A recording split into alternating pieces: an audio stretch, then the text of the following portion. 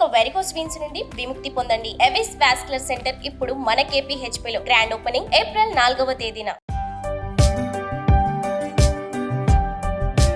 పట్టుదల ఉంటే, సాధించాలన్న తపన ఉంటే మనం అనుకున్నది నెరవేరుతుంది అనడానికి మీ జీవితం ఒక ఉదాహరణగా భావించదు.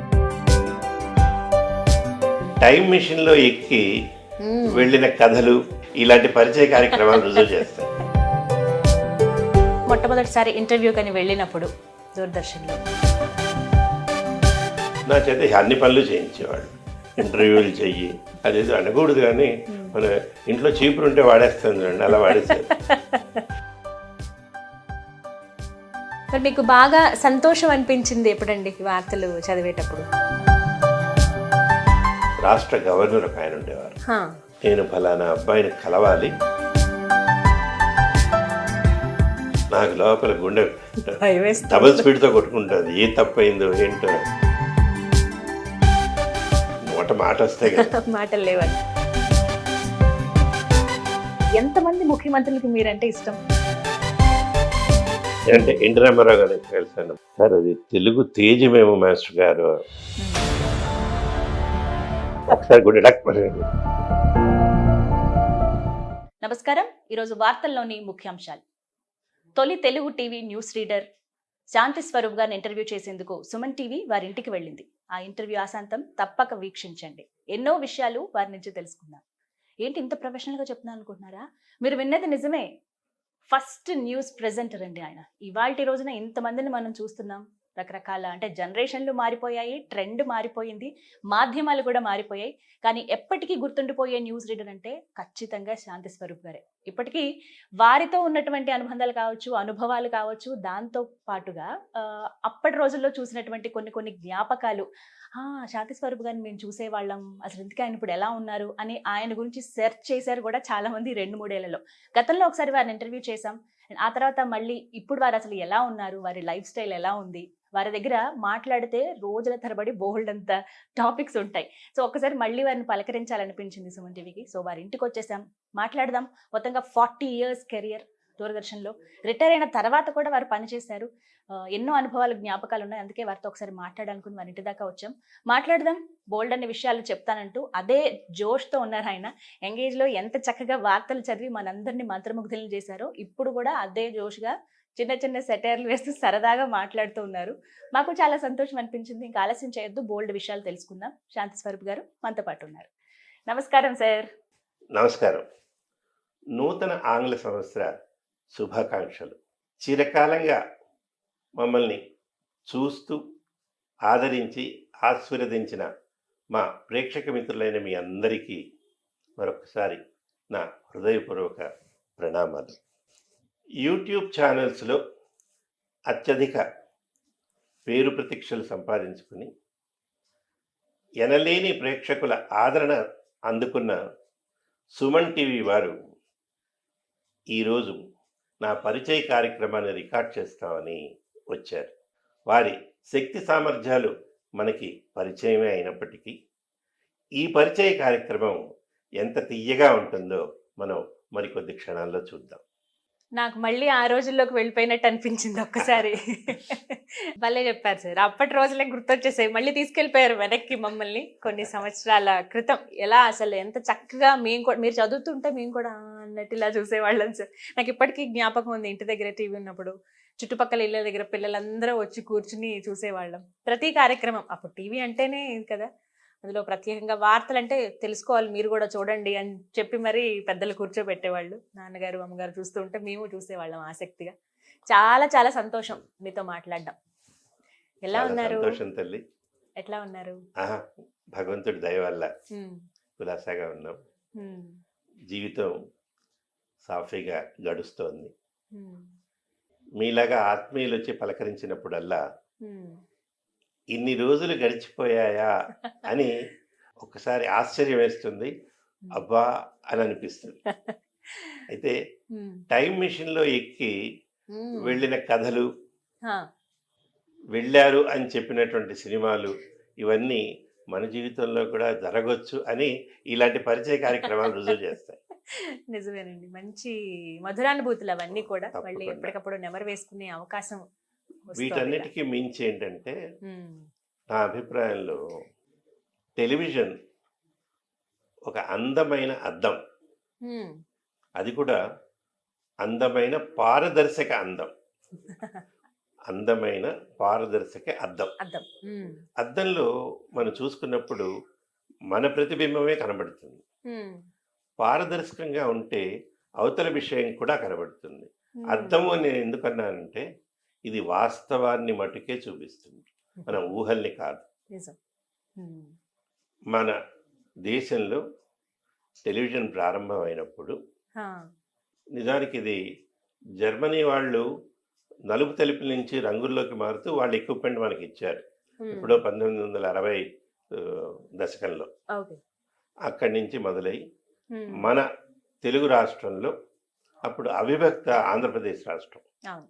1977 అక్టోబర్ 23 నుంచి ఉమ్, మన ప్రసారాలు ప్రారంభమైనాయి.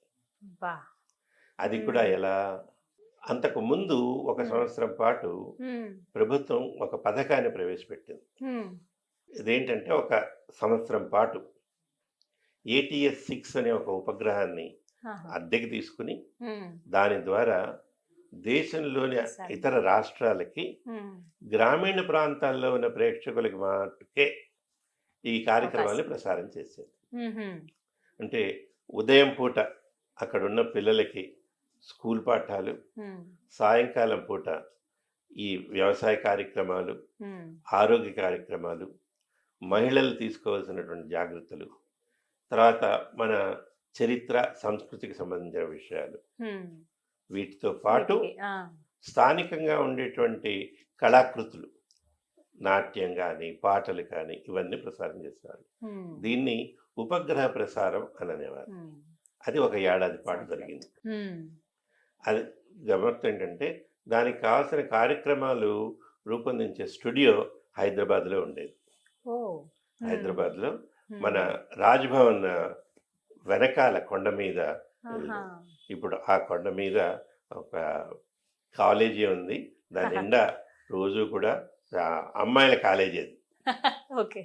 Women's college. ఆ, ఓకే. అప్పుడు కార్యక్రమాలు ఉన్నాయి. ఇప్పుడు ఆ కార్యక్రమాల్ని నవ్వించేటువంటి పిల్లలు చదువుకుంటున్నారు. సో అలా అలా ప్రారంభం. ప్రారంభమైంది. 77 సార్. 77 అక్టోబర్ 23 ఉమ్, ఆ రోజున అప్పటి భారత రాష్ట్రపతి ఉమ్, డాక్టర్ నీలం సంజీవ్ రెడ్డి గారు దాన్ని ప్రారంభించారు. ఉహుం, అదిలా ఒక ఏడాది పాటు సాగిందండి. ఉమ్, ఊళ్ళల్లో మొదటిసారి టీవీ రావటం, ఉమ్, జనం దాన్ని ఎంతగా అభిమానించారు, ఎంతగా చూశారు ఉమ్. మనం చెప్పటం దాదాపు అసంభవం. ఆ అనుభూతులన్నీ కూడా ఇప్పుడు నెమరు వేసుకుంటుంటే ఆ. చాలా చాలా సంతోషం. చాలా. చిన్ననాటి జ్ఞాపకాలు అందరి జీవితంలో చాలా బాగుంటాయి. ఆ. అందులో ఒక భాగం దూరదర్శన్. ఆ. ప్రతి ఒక్కరి జీవితంలో కూడా ఆ. ప్రత్యేకించి అంటే మీకు ఎప్పుడు అనిపించిందండి? మీరు పుట్టి పెరిగిందంతా ఎక్కడ సార్ అసలు?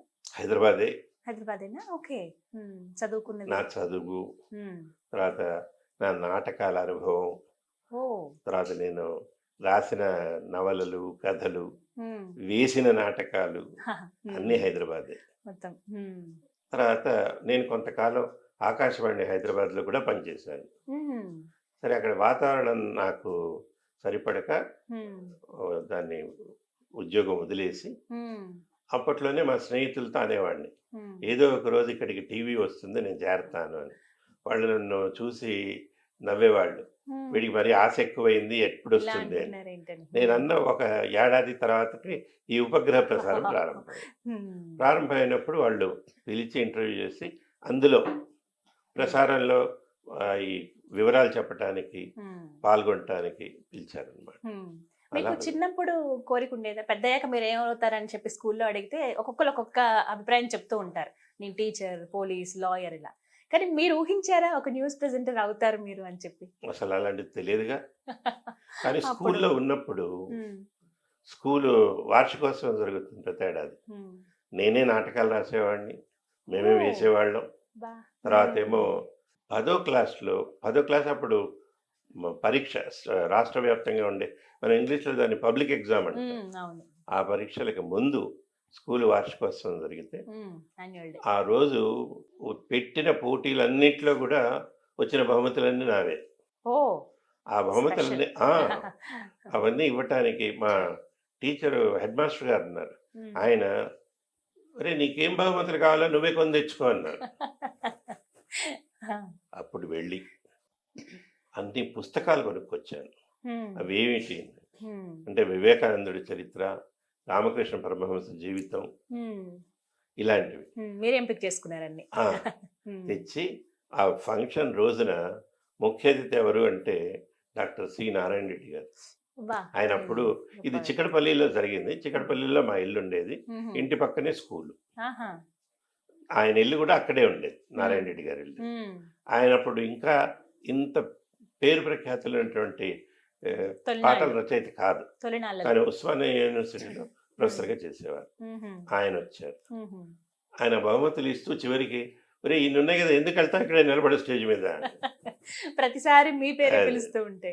అలా అంటే నేను ఎందుకనంటే అప్పటినుంచి మ్మ్. ఈ రంగంలో ఆసక్తి ఉండేది. మ్మ్. కానీ ఏదో అయిపోవాలి, మ్మ్. లేతే చిన్నప్పుడే నేను సినిమా యాక్టర్ అవుతాను అలాంటివేం లేవు. మ్మ్. చదువుకోవాలి, పైకెళ్ళాలి అని ఉండేది. కానీ పట్టుదల ఉంటే, సాధించాలనే తపన ఉంటే మనం అనుకున్నది నెరవేరుతుంది అనడానికి మీ జీవితం ఒక ఉదాహరణగా భావించొచ్చా? దానికి చివరి ఇంకో ఆంగ్లం ఆ, అడుగుంది తల్లి. అడుగుందా? మన పట్టుదల, కృషి, మ్మ్. ప్రయత్నం వీటన్నిటిని మించి అదృష్టం అని ఉంటుంది.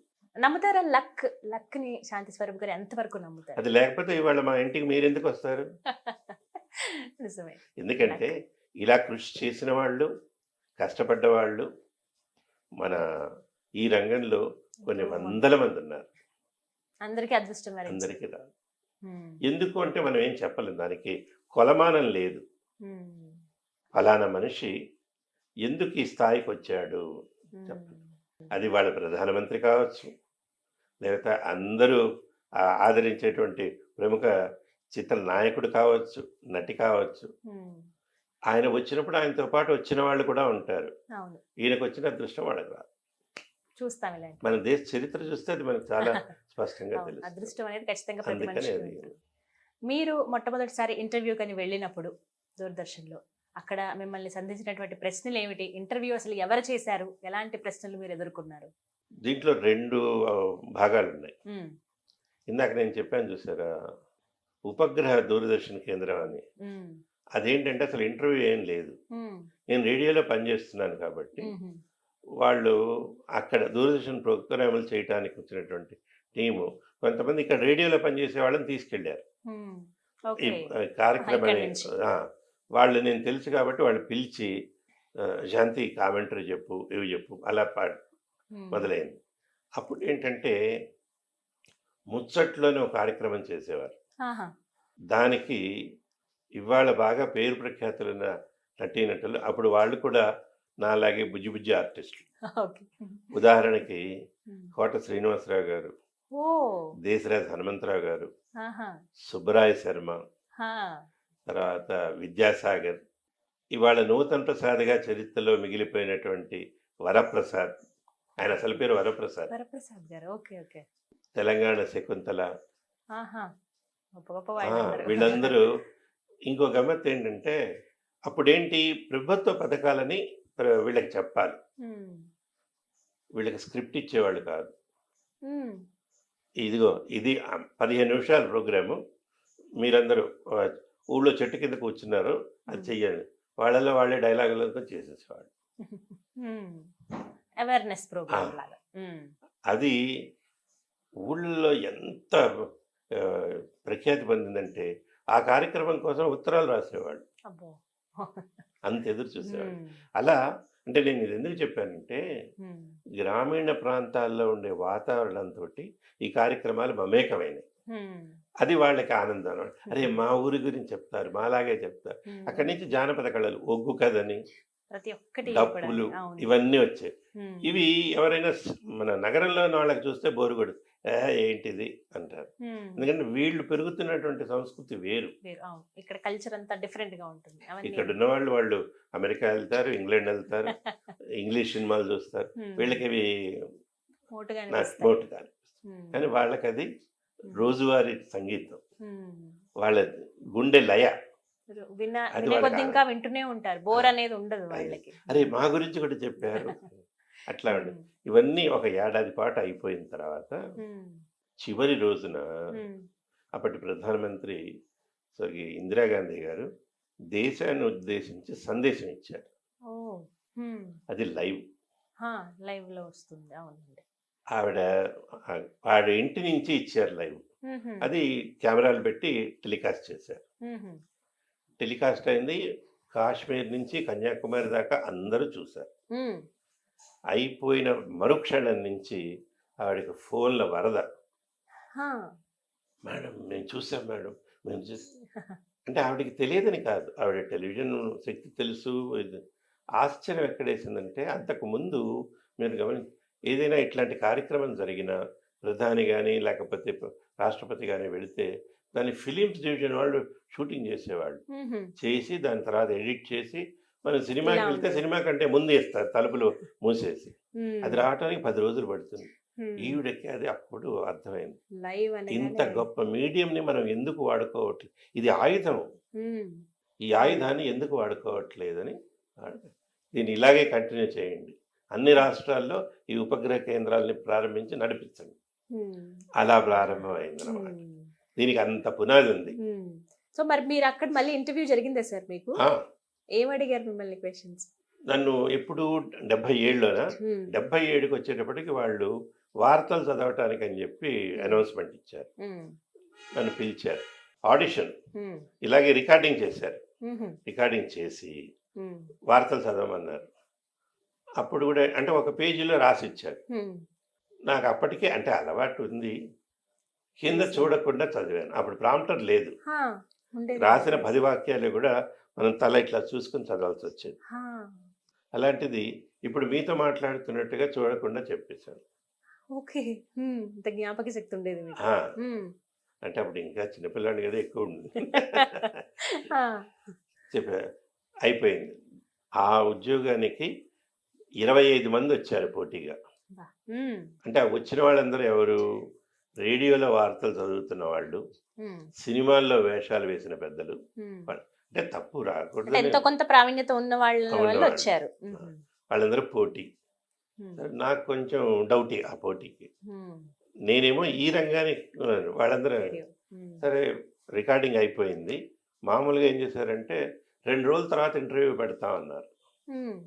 సరే కదా అని ఇంత లోపల మా ఆఫీస్ సూపరింటెండెంట్ అన్నాడు, అల్లా బక్షిని, తను జీప్ వేసుకుని వచ్చాడు.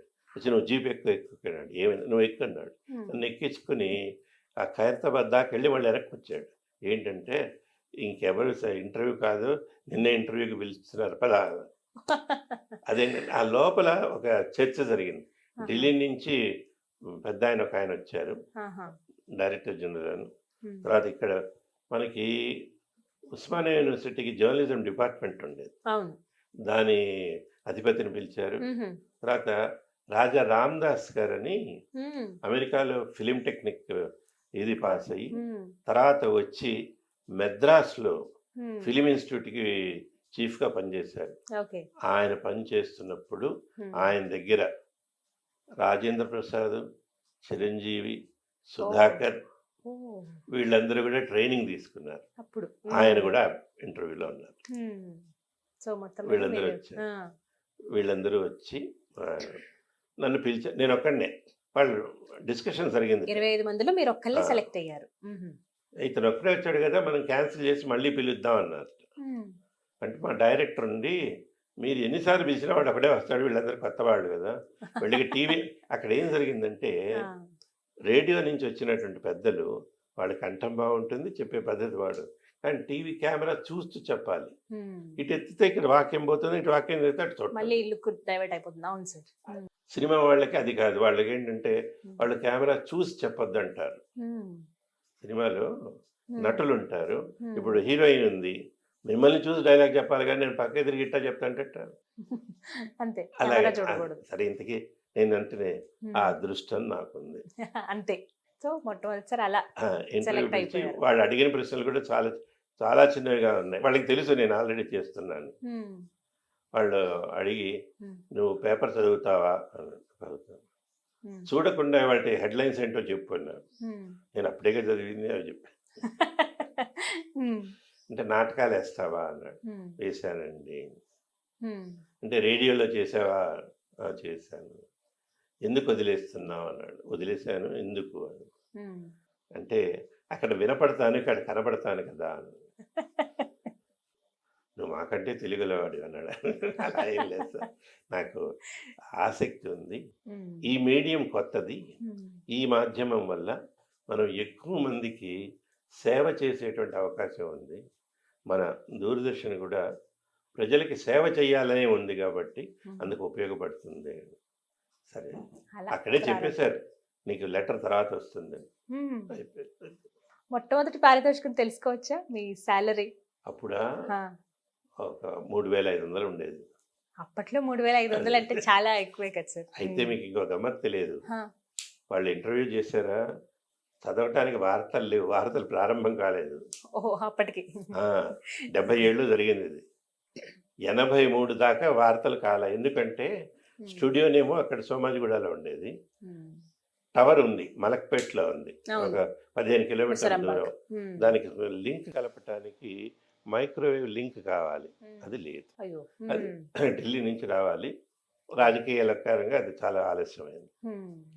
అందుకని వార్తలు లేవు, కానీ నన్ను తీసుకున్నారు. ఆ. నా చేత అన్ని పనులు చేయించేవాళ్ళు. ఇంటర్వ్యూలు చెయ్యి, కామెంటరీ చెప్పు, ఉమ్. వాళ్ళు వస్తున్నారు వాళ్ళతో చివరికి క్రికెట్ మ్యాచ్ అయితే అక్కడికి కామెంటరీ చెప్పు. క్రికెట్ మ్యాచ్ కూడా. ఆ, ఉమ్. ఉమ్. అదేదో అనకూడదు కానీ ఉమ్. మన ఇంట్లో చీపురు ఉంటే వాడేస్తాను చూడండి, అలా వాడేస్తారు.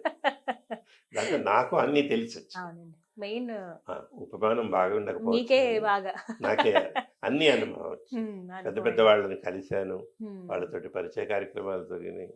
కానీ సురజిత్ అసలు- సేన్ అని ఒక ఆయన ఉండేవాడు. ఆ. ఢిల్లీ క్రికెట్ మ్యాచ్ జరుగుతుంది ఓకే. మన లాల్ బహదూర్ స్టేడియంలో. ఉమ్. ఆయనకి ముందు నేను కార్యక్రమాన్ని ప్రారంభించాలి. ఉమ్. ఇద్దరం వెళ్ళి ఆ దీంట్లో నిలబడ్డాం. తను నా చేతిలో మైక్ లాక్కున్నాడు. ఉమ్. అయ్యి ఏంటి ఎట్లా అంటే, తను అన్నది ఏంటి ఇంగ్లీష్లో, now you will witness the most familiar and famous man of your land, he will start the programme అని చేతికి ఇచ్చాడు. ఆ. ఆయనే చాలా పాపులర్ రేడియో మీద. ఆయన అప్పుడు నేను మిమ్మల్ని ఆయన ఇంట్రడ్యూస్ పరిచయం చేశారు. ఇట్లా ఉంటుంది. అంటే ఇవన్నీ కొన్ని తలుచుకున్నప్పుడల్లా చాలా సంతోషంగా ఉమ్. ఉంటాయి. నిజంగా. అలా జరిగింది 77 నుంచి మొదలయ్యి. కానీ చాలా అసలా- సంతోషం అనిపిస్తుంది. మా అందరికి గురువు లాంటి వ్యక్తి మీరు. అయ్యో. మొట్టమొదట స్టార్ట్ అయ్యిందంటే తెలుగులో న్యూస్ స్టార్ట్ చేసింది, ఫస్ట్ వార్తలు అది చదివి మాకు వినిపించింది మీరే కదా సార్. సో మాకు గురువు లాంటి వారే మీరు. లెజెండరీ పర్సన్ అనే చెప్తాను. అంటే మా సొత్తు మీరు, మా సంపద. ఆ విషయం మాత్రం ఖచ్చితంగా చెప్పగలం. ప్రత్యేకించి అంటే ఏమైనా వార్తలు చదివేటప్పుడు మిమ్మల్ని బాగా కలిచివేసిన సందర్భాలు ఉన్నాయండి? ఇప్పుడు మీరు మాక్సిమం చూడకుండానే చెప్తా అన్నారు, ఎంత ప్రాంప్ట్ ఉన్నా కూడా ఎంత మనం అవి, మనము మనుషులమే, రకరకాల వార్తలు చదవాల్సి వస్తుంది, రకరకాల పరిస్థితులు మనం ప్రజలకు చెప్పాల్సి వస్తుంది. ఇందులో భాగంగా మిమ్మల్ని బాగా కలిచివేసిన సందర్భం ఏదైనా? మనిషికి జీవితంలో మనసును తాకేది విషాదం. ఉమ్. మరి అది ఎందుకు ఎలా జరిగిందో తెలియదు కానీ, మనం దూరదర్శన్ ప్రారంభం చేసిన కొత్తల్లో దివి తాలూకాలో పెద్ద వరదలు వచ్చినాయి. దివిసీమ. ఉమ్. దాన్ని అప్పటికి సునామీ అన్న పదం వాడల, అప్పుడు. వచ్చింది అదే. ఉమ్. కొన్ని వేల మంది చనిపోయారు ఒక్క రోజులో, ఒక రాత్రి. ఉమ్. అయ్యి ఒక్కొక్క సముద్రం పొంగింది, ఉమ్. అలా 30 అడుగుల ఎత్తులో పడి మొత్తం ముంచేసింది. ఉమ్. అప్పటికి మా కెమెరామెన్ వీళ్ళంతా కూడా వాళ్ళ ప్రాణాలకు తెగించి అక్కడికి వెళ్ళారు. ఉమ్. అవి వాళ్ళకి అక్కడ నీళ్లు తిండి ఏమీ లేదు. అక్కడ కృష్ణా జిల్లాలో మన మండలి వెంకటకృష్ణారావు గారని రాజకీయవేత్త ఉండేవారు. ఆయన దగ్గర ఉండి ఉమ్. ఆ నీళ్లలోకి దిగి జనాన్ని అంతా సేకరించి ఇళ్ళకి ఇళ్ళు కొట్టుకుపోయినాయి, జనం చనిపోయారు. ఉమ్. అవి తీసుకొచ్చి ఇప్పట్లాగా అది వీడియో టేప్ కాదు, ఫిలిం. ఆహా. ఆ రోజు రాత్రికి రాత్రి వచ్చేది, దాన్ని తీసుకురావాలి కదా. ప్రాసెస్ చేసి ఎడిట్ చేసి మర్నాడు పొద్దున్న చూపించాలి. ఉమ్. 10-15 రోజులు.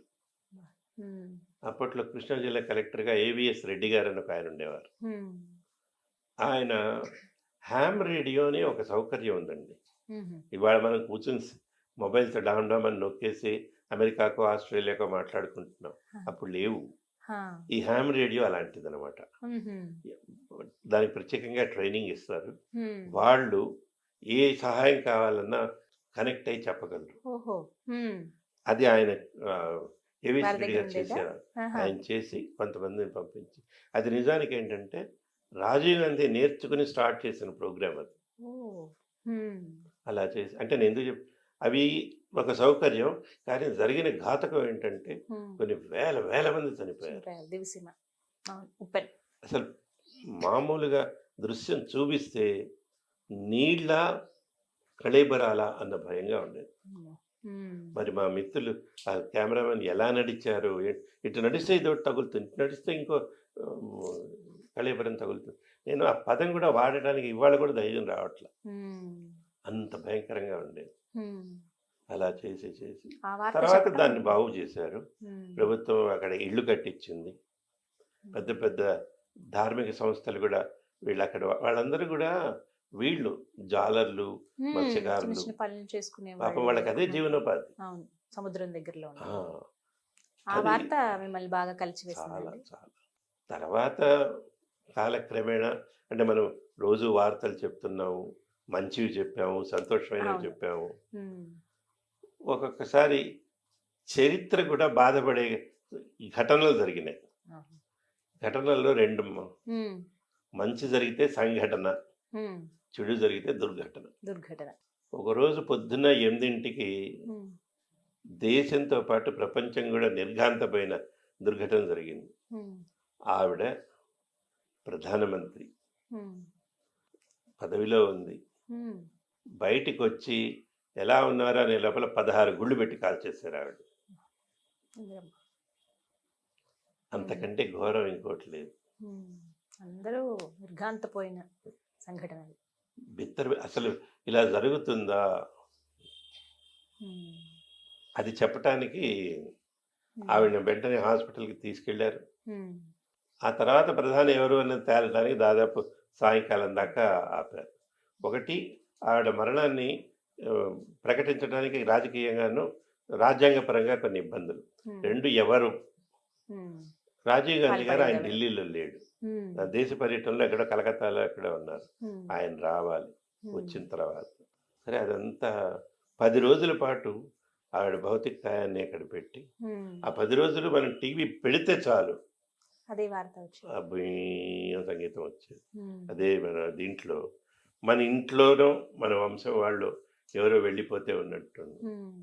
కొంతమంది విసుక్కున్నారు కూడా, హ్మ్. ఏంటి టీవీ పెడితే ఇదేనా ఇది వచ్చేది అని. వస్తోందని. కానీ వాళ్ళకు ఒక విషయం అర్థం కావట్లేదు, హ్మ్. మొత్తం దేశం శోక సముద్రంలో మునిగిపోయి. హ్మ్.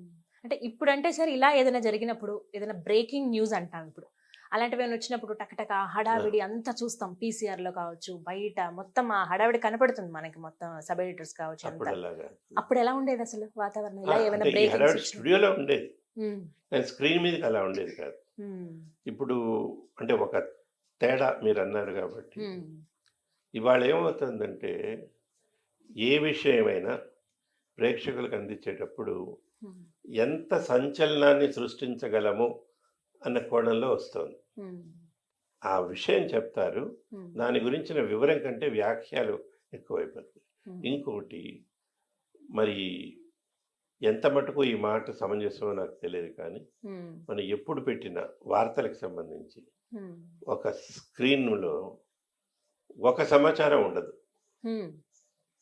కనబడే దృశ్యం ఒకటి, అవును. దాని వెనకాల వస్తున్నటువంటి వ్యాఖ్యానం ఒకటి, హ్మ్. పక్కన ఇంకొక వార్త, కింద ఇంకొక వార్త, పైన ఇంకొక వార్త. హ్మ్. అన్ని వార్తలు ఒకేసారి కనపడుతుంటాయి. హ్మ్. కొన్ని వీటిల్లో ఏదైనా ముఖ్యంగా ఉందా? లేదు. హ్మ్. ఇదేదో 2 రోజుల క్రితం ఒక ఆయన చేసిన మాటకి ఈయన ప్రతిగా ఇంకోటి అంటాడు. హ్మ్. అంటే రాజకీయంగా అది వాళ్ళకి ముఖ్యం. అవును. ఈ వార్తకి సంబంధించి ప్రస్తుతానికి ఇది ఎంత హ్మ్. ప్రాముఖ్యత హ్మ్. అనేది మనం నిర్ణయించలేం. హ్మ్. ఇవన్నీ చూస్తుంటే మనకి వార్త వెతుక్కోవాల్సి వస్తుంది. హ్మ్. ఏ వార్త ఇది ఏంటి ఆ, అని. హ్మ్. అప్పట్లో ఇది లేదు. హ్మ్. నేను మీతో మొదట్లో ఒకటొస్తే అన్నాను ఒకటే. చూసారా, హ్మ్. టీవీ అంటే అందమైన ఒక అద్దం, అర్థం. అది కూడా పారదర్శక అద్దం. హ్మ్. అద్దంలో మనకి మనమే కనబడతాం, హ్మ్. ఈ టీవీలో మన సమాజం మనకు కనబడుతుంది. హ్మ్. అక్కడ వార్త అంటే వాస్తవం, హ్మ్. అలా ఉండాలి. కల్పన కాదు. హ్మ్. ఇది జరిగింది, హ్మ్. మీరు చెప్పండి. దాని గురించి చూసేవాడు తన వ్యాఖ్యానం తను చేసుకుంటాడు. అవును. మరి మీకు బాగా సంతోషం అనిపించింది ఎప్పుడండి వార్తలు చదివేటప్పుడు? బాధపడిన సంఘటనలు చాలా ఉన్నాయి. కానీ బాగా సంతోషం అనిపించినప్పుడు? మొట్టమొదటిదైతే 83 హ్మ్. ప్రపంచ కప్ గెలిచాం కదా! ఓకే. అది చూడటానికి అర్ధరాత్రి దాకా, ఎందుకంటే అది జరిగింది ఇంగ్లాండ్‌లో. ఆ! చూడటానికి రాత్రి దాకా మేల్కొని ఉన్నాం. హ్మ్. అది చూపించాము. హ్మ్. స్టూడియోలోనే అందరూ ఎగిరి గంతులేశారు. హ్మ్. తర్వాత ఇంకోటేంటంటే 86 ఆ ప్రాంతంలో హ్మ్. నలుపు తెలుపుల నుంచి రంగుల్లోకి మారాం. వావ్! హ్మ్. అదొకటి. హ్మ్. అది ప్రజలకి ఆనందం, మాకు ఆనందం. హ్మ్. ఎందుకంటే అప్పటిదాకా నలుపు తెలుపులుగా దీన్ని అందరూ ఉన్న రంగులు కనబడుతున్నాయి. అవును. అసలు రంగు ఏంటో తెలిసిందనమాట.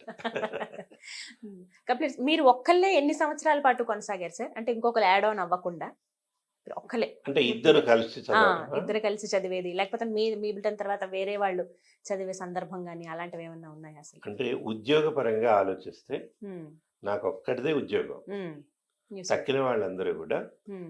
బ్యాంకుల్లో, ఇతర సంస్థల్లో పనిచేసేవారు. హుహు.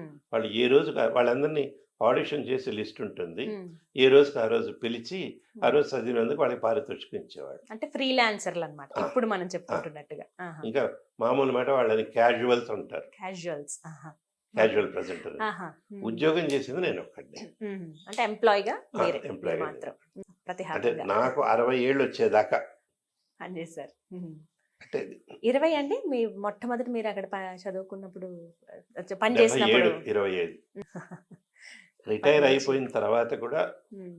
నేను ఒక 4, 5 ఏళ్ళు ప్రోగ్రామ్ చేశాను. హ్మ్. రిటైర్మెంట్ దగ్గరికి వచ్చినప్పుడు వార్తలతో పాటు హ్మ్. వార్తల కంటే ఎక్కువగా హ్మ్. ధర్మ సందేహాలని ఒక కార్యక్రమం ఆ! చేసేవాడు.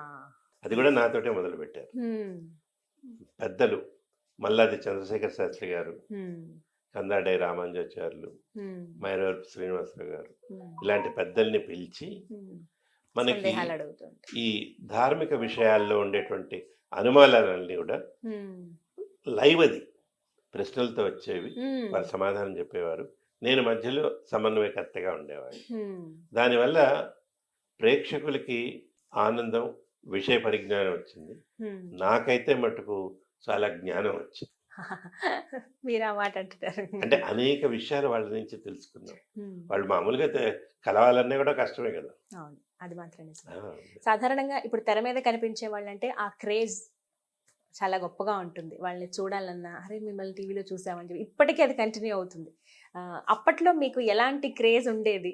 మీ అభిమానులు ఎలా ఉండేవాళ్ళు? మీతో ఎలా మాట్లాడేవాళ్ళు? ఈ సందర్భాలేమైనా? అంటే ఉత్తరాలొచ్చేవి. ఆ! వీటన్నిటికి మించి అంటే నేను మర్చిపోలేని ఒక 2, 3 సంఘటనలున్నాయి. హ్మ్.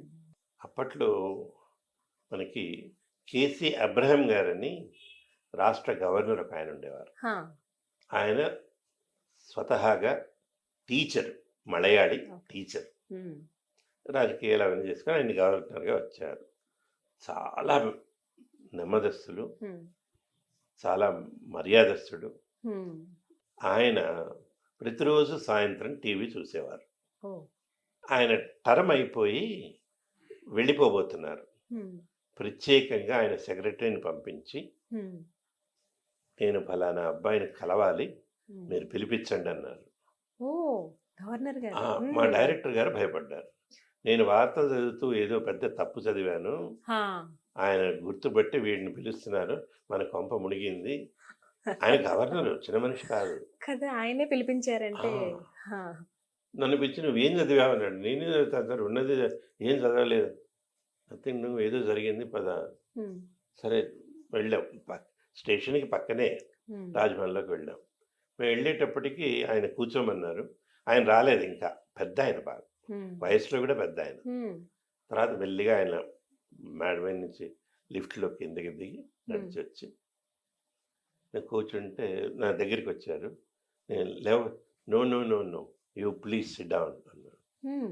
అంటే నేను దండం పెట్టి నాకు లోపల గుండె భయమేస్తుంది. డబుల్ స్పీడ్‌తో కొట్టుకుంటది. ఏ తప్పయిందో ఏంటో. అంతకైతే తిడతాడు. లేకపోతే ఉద్యోగంలో నుంచి తీసేయమంటాడు. సరే కానీ కానీ భయమే కదండీ ఆ టైంలో. Hmm. I watch you every day. హా! I like your news. అబ్బా! చాలు. ఇంకోటుంది ఆ! నెక్స్ట్ వాక్యం.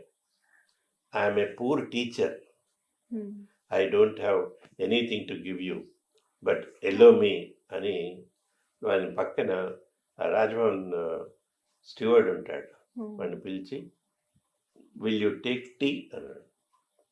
అంటే సార్ కాఫీ టీ తాగరు అంటే ఆయన పాలు కలిపి ఆయన చేత్తో కలిపి ఇది తీసుకో, అది అంటే చెప్తున్నా వాళ్ళు నాకు అది ఆయన ప్రేమకి అభిమానానికి అంత పెద్ద ఆశీర్వాదం అన్నమాట. నిజంగా సార్ చాలా గొప్ప మూమెంట్. దేవుడి దగ్గరికి వెళ్ళిపోయి ఉంటారు.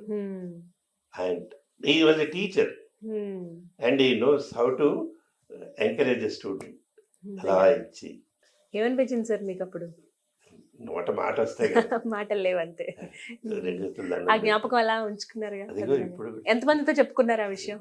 ఇలా అడిగిన వాళ్ళకే చెప్పాడు, మరి అందరితో చేస్తే నన్ను పిచ్చాడు అనుకుంటారు. తర్వాత మీరు చెప్పి చూడండి మేము చేసి చూపిస్తాను ఒక కార్యక్రమం ఉండేది. అదేంటంటే ఊళ్ళల్లో మీకు వచ్చేటువంటి ప్రాబ్లం, ప్రత్యేకంగా గ్రామాల్లో స్కూల్ లేదు, ఇక్కడ రోడ్డు బాగాలేదు, నీళ్లు రావట్లేదు, ఇలాంటివి చెప్పండి, మేము ఆ సంబంధిత మంత్రిని స్టూడియోకి పిలిచి మాట్లాడతాం. మంచి కార్యక్రమం. అలా చేసాము. ఆ ప్రశ్నలన్నీ వచ్చాయి, వాళ్ళని రికార్డ్ చేసేవాళ్ళు మా టీం వెళ్ళి చేసి అవన్నీ నేను మళ్ళీ పట్టుకుని మంత్రి గారి దగ్గరికి వెళ్ళి అక్కడ కూర్చొని ఆయనకి టీవీలో కనపడితే ఆయన సంతోషం, ముందు ఆయన్ని పరిచయం చేసి సరే కొన్ని పరిష్కారం అయినాయి, కొన్ని కావు, అవి ఇంత తేలిక కాదు. మళ్ళీ రోడ్డు లేదు అంటారు, అదేమైనా ఇంట్లో అప్పటికప్పుడు జరిగేది కాదు కదండి. అవును, అలాంటివి. ఆ కార్యక్రమం అంటే నేను ఎందుకు చెప్తున్నా అంటే సమాజ శ్రేయస్సుకి, మంచి పనులు, ప్రజల సంక్షేమానికి ఈ మాధ్యమం అంతా ఉపయోగపడేది. సార్ ఎంతో మంది ముఖ్యమంత్రులతో స్వయంగా పనిచేశారు మీరు, అంటే కొన్ని కార్యక్రమాలు ప్రత్యేకంగా ఉండేవి కదా అప్పట్లో. ఎంతమంది ముఖ్యమంత్రులకి మీరంటే ఇష్టం? ఒకటేంటంటే అప్పుడు అదొకటే మాధ్యమం, దూరదర్శన్ ఒకటే. తర్వాత ప్రజలకి నేరుగా వారు కలుసుకునేటువంటి అవకాశం ఉన్నది. అందువల్ల ప్రతి ముఖ్యమంత్రి పరిచయం, ప్రతి ముఖ్యమంత్రి ఆదరణగా మాట్లాడేవారు, సమస్యల్ని వినేవారు, కార్యక్రమంలో పాల్గొనేవారు. కొన్ని ప్రత్యేకమైనవి ఉన్నాయి, ఉదాహరణ అంటే ప్రేక్షకులు కూడా గుర్తుండుంటాయి. ఒక 6 సంవత్సరాల పాటు చంద్రబాబు నాయుడు గారు ప్రజలతో ముఖ్యమంత్రి అనే ఒక కార్యక్రమాన్ని నిర్వహించారు. ప్రతి సోమవారం సాయంత్రం 6:30కి జరిగేది. ప్రేక్షకులు నేరుగా వారి ఇబ్బందుల్ని ముఖ్యమంత్రికి చెప్పేవారు. మధ్యలో నేను సంధానకర్తగా ఉండేవాడిని. వారి పేరు తెలుసుకోవటం, ఊరు తెలుసుకోవటం, వివరాలు తెలుసుకోవటం, ఈయనకి చెప్పటం, ఈయన సమాధానం ఇవ్వటం. ఇది కేవలం ఊరికే మాట్లాడి బాగున్నారా ఏమండి అలా కాదు, వారు చెప్పిన సమస్యని వీరు నోట్ చేసుకుని, అంటే ఆయన సిబ్బంది అంతా కూడా వచ్చేవారు, చేసుకుని ఆ సమస్యని పరిష్కరించడానికి తగిన సూచనలు ఇచ్చేవారు, ప్రయత్నం చేసేవారు. కొన్ని సందర్భాల్లో చేసినటువంటి పరిష్కారం వచ్చే వారం చెప్పేవారు, అలా కూడా జరిగేది. వీటిల్లో అంటే నాకు సంతోషం, ఎందుకంటే ప్రజలకు ఉపయోగపడే ఒక కార్యక్రమంలో నేను కూడా మా శ్రీశ్రీ గారు చెప్పినప్పుడు నేను కూడా ఒక సమిధన అయ్యాను అని, అంటే ఉపయోగపడ్డాం. 6 సంవత్సరాలండి చంద్రబాబు గారితో. ఎలా ఉండేవారు చంద్రబాబు గారు మాట్లాడే విధానం కానీ అప్పుడు ఉన్నంతసేపు? చాలా స్నేహపూర్వకంగా ఉండేవారు. అంటే నాకు వ్యక్తిగతంగా ఆయన ముఖ్యమంత్రి కాక ముందు నుంచి పరిచయం. నాతో పాటు చదువుకున్న అబ్బాయి ఒకతను ఉండేవాడు, కొమ్మినేని వికాస్ అని. తను ఈయన దగ్గర మిత్రులు. ఈయన కార్యకర్తగా కాంగ్రెస్ లో తిరుగుతున్నప్పుడు నన్ను పరిచయం చేశారు. అప్పుడే తర్వాత ఈయనకి సినిమాటోగ్రఫీ మంత్రిత్వం ఇచ్చారనమాట. ఇచ్చినప్పుడు ఏదైనా ఇంటర్వ్యూ పెట్టవా అని అడిగారు. అలా ఇచ్చారు చంద్రబాబు గారు. తను పైకి ఏమి ఆడంబరంగా కనపడ్డు, తన వస్త్రధారణ కానీ మాట్లాడటం కానీ, తను ఆలోచన ధోరణి వేరు. మనం గమనిస్తే ఆయన అరే రేపు గురించో వచ్చే ఏడాది గురించో ఆయన చెబుతున్నాడు అనుకుంటాం, కాదు, ఒక దశాబ్దం లేదా వీలైతే ఒక శతాబ్దం చివరి దాకా ఆలోచించి పథకాలు వేస్తాడు అటువంటి మనిషి. అలాగే ఇతర ముఖ్యమంత్రులు కూడా ఉన్నారు. మీరు మళ్ళీ చంద్రబాబు గారిని కలిసిన సందర్భం అవునండి. ఏం బ్రదర్ బాగున్నారా? అంతే, బాగున్నారు. అంటే నాకు వ్యక్తిగతంగా వాళ్ళ దగ్గర నుంచి ఎటువంటి వాటిని ఇంగ్లీష్లో ఫేవర్స్ అంటారు. అలాంటివి నేను ఆశించలేదు. భగవంతుడి దయ వల్ల అవసరం రాలేదు. అంటే వాళ్ళని ఇది కావాలి అని అడిగే అవసరం. అడగవలసినటువంటి పరిస్థితి రాల. ఉమ్. అందువల్ల ఏంటంటే కనపడితే మర్యాదగా ఉండండి. నమస్కారం. అలా ఇంకెంతమంది ముఖ్యమంత్రులు సార్? అంజయ్య గారు, ఉమ్. నిద్రమల్లి జనార్దన్ రెడ్డి గారు, ఉమ్. చెన్నారెడ్డి గారు, ఉమ్. భవనం వెంకట్రామ్ గారు, ఉమ్. కిరణ్ కుమార్ రెడ్డి గారు, ఉమ్. రోసయ్య గారు. ఓ, ఉమ్మడి ఆంధ్రప్రదేశ్. రోసయ్య గారు నా మీద వేసిన జోక్ కూడా ఒకటి ఉంది. ఆ. ఆయన ఒకసారి ఇంటర్వ్యూకి స్టూడియోకి వచ్చారు. ఉమ్. స్టూడియోలో మా మేకప్ మ్యాన్ ఆయనకి టచ్అప్ చేస్తున్నారు. ఉమ్. పక్కన నేను ఉన్నాను. Hmm. అంటే ఇంటర్వ్యూ చేసేది నేనే. ఆయన ఒక నిమిషం ఆగు అన్నాడు. Hmm. ఆయన గొంతు చాలా గంభీరంగా ఉంటుంది. అవును. ఏంటి సార్, ఆయనకి మేకప్ అయినా తీసేయి, లేకపోతే నాకు మేకప్ అయినా వెయ్యి, ఇద్దరికి మేకప్ అనవసరం అన్నాడు. సార్ అదేంటి సార్, నాకు మేకప్ ఎందుకయ్యా, ఎంత వేసినా ఇంత తెల్లగానే ఉంటాను, నువ్వే ఎంచుకో. ఆయన అంత సరదాగా మాట్లాడేవారు. పెద్ద ఆయన, వయసులో పెద్ద ఆయన, అంత ఏదైనా విషయం అడగండి, కూలంకషంగా అంకెలతో సహా దాని వివరాలన్నీ చెప్తారు. సార్ ఇవాళ దేశంలో ఎంతమంది పేదవాళ్ళకి అన్నం దొరుకుతుంది అంటే, అయ్యా మన జనాభా 135 కోట్లు, దాంట్లో 134 కోట్ల మందికి సరిగ్గా తిండి లేదని చెప్పగలరు ఆయన. అటు అలవక కాదు, మొత్తం చెబుతారు ఆయన. చాలా తెలివైన వ్యక్తి. చాలా నిఖార్సైనటువంటి, ప్రతి విషయం మీద పట్టు ఉంటుంది. చాలా చాలా చాలా ఇలా ఎంతో మంది. అందరినీ. మీకు ఇష్టమైన వ్యక్తి ఎవరు సార్ ఇంత మందిలో? ఇష్టమైన ముఖ్యమంత్రి అంటే ఎన్టీ రామారావు గారిని కలిశాను, ముఖ్యమంత్రిగా కలిశాను, ముఖ్యమంత్రి అయ్యే ముందు కలిశాను. అంటే ఆయన ఎలక్షన్స్ అది ఒక విప్లవం. వారితో ఏదైనా కార్యక్రమం చేశాంగా. ఎలక్షన్స్ అయిపోయి ఫలితాలు వచ్చే రాత్రి ఆయన ఇంటికి అభిప్రాయం తీసుకోవడానికి వెళ్ళాను. హ్యాబిట్స్లో వెళ్తే ఆయనకి గొంతు బొంగురు పోయింది, అది తెలియదు. మాట్లాడే అరిచి అరిచి పైన మేడ మీద పడుకున్నారు. కిందకి వెళ్ళేటప్పటికి కింద చంద్రబాబు నాయుడు గారును ఆయన వెంకటేశ్వరరావు గారు పెద్దల్లుడు ఇద్దరు ఉన్నారు. నన్ను చూసి, సార్ ఇట్లా వచ్చామంటే మామగారు పైన పడుకున్నారు, మీరే వెళ్ళి అడగండి అంటారు. సార్ మీరు చెప్పండి. నువ్వు వెళ్ళండి, ఇదేం కూడా. సరే నేను పైకి వెళ్ళా. వెళ్తే ఆయన అలా కూర్చున్నారు పడక గదిలో. నమస్కారం అంటే చెప్పండి. సార్ రిలాక్స్ అండి, మా ఆరోగ్యం సహకరించట్లేదు, తర్వాత చేస్తాం అంటే. సరే అండి, మిమ్మల్ని ఇబ్బంది పెట్టు, టీ తాగి వెళ్ళండి. అలా అలా కలిశాను. తర్వాత ముఖ్యమంత్రి గారు అయినప్పుడు కలిశాను. ఇంకోసారి ఏమైందంటే 1986లో ప్రసారాల్ని రాష్ట్రం అంతటా ప్రసారం చేయటానికి కార్యక్రమం పెట్టారు. అప్పుడు సాటిలైట్ ద్వారా లింక్ అయింది. దాని ప్రారంభానికి ఆయన పిలవటానికి వెళ్ళాము. నేను మా డైరెక్టర్ గారు, నిజానికి మా డైరెక్టర్ గారు నేను వెళ్ళాం. ఆయన పెద్ద అధికారి, మేము వెళ్తే ఆయన ఇంటికి వెళ్ళాము. పిలిచి లోపలికి రండి అన్నారు. లోపల తీసుకెళ్ళారు. హాల్లో, పెద్ద హాలు, ఇంట్లో ఎవరు లేరు, ఆయన ఒకడే కూర్చున్నారు. మేము నిలబడ్డాం. అంటే కూర్చోండి బ్రదర్. వచ్చిన తర్వాత ఈ మా డైరెక్టర్ గారు కాగితం ఇచ్చారు. చూసి ఆయన సోఫాలో బెల్ ఉంటుంది, నొక్కితే పని వస్తాడు. చూసి 2 టీ అన్నాడు. నాకు ఆశ్చర్యం వేసింది, ఆయన పిలిచి టీ ఇప్పించటం ఏంటని. అంటే ఆయన గురించి అది ఒక నానుడి ఉండేది, ఎవరికి ఏమి ఇవ్వవద్దని. అలవాటు లేదు ఆయనకి. సరే వచ్చిందిరా, టీ తీసుకోండి తీసుకుని, సరే ఇలా అంటే తప్పకుండా వస్తాం. బయటకు వచ్చారు, లేచి బయటకు వచ్చేస్తాను. వస్తే ఆ వరండాలో చిన్న లైట్ వెలుగుతోంది. అలా చూశారు, ఎవడది అంటే ఆరిపోయాలి, ఆ లైట్ ఆరిపోయలేదు, వేస్ట్ గా ఉంది అంతే. వాడిని పిలిచి పడ్డాయి వాడికి. అంత జాగ్రత్తగా ఉండేవాడు ఆయన. తర్వాత ఇంకోటి తల్లి, ఇదంతా పక్కన పెడితే ముఖ్యమంత్రిగా ఆయన ప్రమాణం చేసిన తర్వాత నేరుగా మన ఫతే మైదాన్ ఎల్బీ స్టేడియం నుంచి స్టూడియోకి వచ్చారు. స్టూడియోలో ఆయన సందేశం రికార్డ్ చేయాలి ముఖ్యమంత్రిగా. ఆయన వచ్చి సోఫా, మా స్టూడియోలో మొత్తం జనం అందరూ వచ్చేసారు. అంటే మా సిబ్బంది ఇంటర్వ్యూగా చూడటం అది. సరే ఇప్పుడు మేకప్ టచ్అప్ చేసినట్టు మేకప్ ఆర్టిస్టు అందరూ ఆనందపడిపోయారు ఆ మనిషిని చూసినందుకు. స్టూడియో మధ్యలో పెద్ద సోఫా వేసి ఆయన కూర్చోబెట్టారు. ఆయన అలా చూసి ఫ్యాన్ లేదా అన్నారు. ఆయనకి సార్ ఇది ఏసీ స్టూడియో, ఫ్యాన్ అక్కర్లేదని చెప్పే ధైర్యం అక్కడికి లేదు. భయం మాట్లాడాలంటే. అంతే, వెంటనే వెళ్ళి తెచ్చి ఫ్యాన్ పెట్టారు. ఫ్యాన్ ఆన్ చేస్తే షూటింగ్ ఎట్లా చేస్తారు, చప్పుడు లేదు. సినిమాలో ఏంటంటే ఆ షూట్ చేసిన మళ్ళీ డబ్ చేస్తారు. అప్పుడు మీరు ఫ్యాన్లు కాదు తుఫాన్లు పెట్టుకున్న తేడా ఉండదు. సరే ఆయన 2 నిమిషాలు కూర్చున్న తర్వాత మా ఇంజనీర్ ఒక ఆయన వెళ్ళి, సార్ ఇది ఏసీ స్టూడియో అండి, ఫ్యాన్ అనక్కర్లేదు తీసేయండి అని లైట్ చూసి ఇక్కడ కటౌట్ పెట్టండి అన్నారు. ఆయన డైరెక్టర్ అని తెలుసు కదా. సరే అలా పెట్టారు, అంతా బాగుంది.